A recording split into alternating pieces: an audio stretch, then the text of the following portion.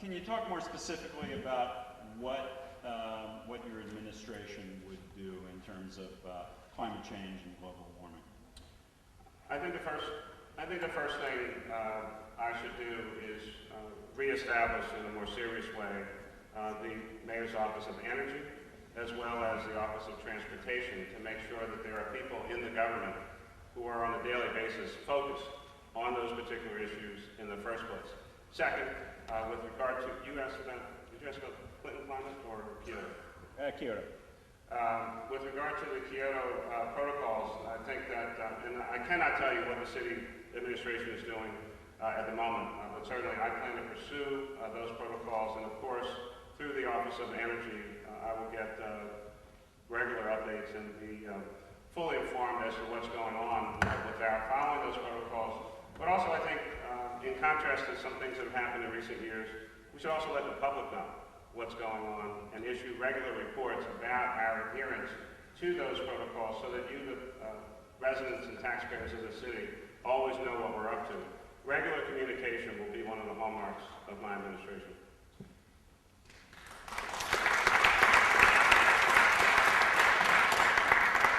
Can you speak about what actions you will implement to reduce the city government's energy use? One, we know that the city spends about $100 million a year in energy, on energy costs.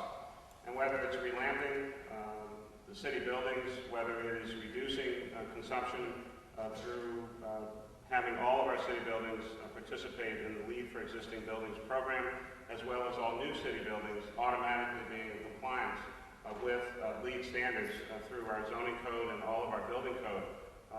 These kinds of issues, as well as pursuing, as was mentioned even earlier here tonight for this building, alternative forms of energy, as well as, I don't know if we can replicate what Chicago has done with many of their buildings in terms of a green roof on City Hall. It's certainly something to be explored, as well as many other municipal buildings.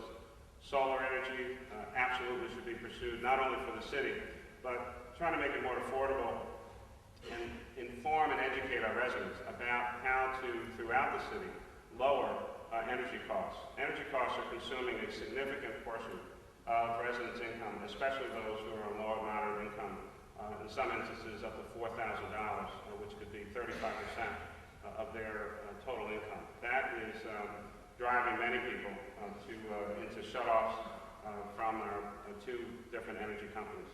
So I think having a city plan, as well as more information and education for the public, working with nonprofit agencies to help reduce overall energy costs, should be our goal.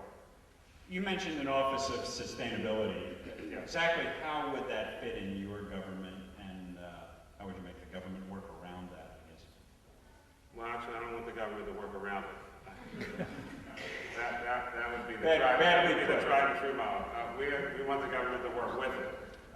What I've mentioned is a sustainability cabinet made up of a variety of government officials that already exist, and then a sustainability coordinator to staff the cabinet to make sure that all commissioners and all departments and agencies in the government are following the guidelines that I've laid out for what our energy goals and sustainability goals are. Every manager of a department or agency in this government will be held accountable for meeting their standards. It will be a part of their annual review as to whether or not they're serving the citizens and this government well. So there will be no working around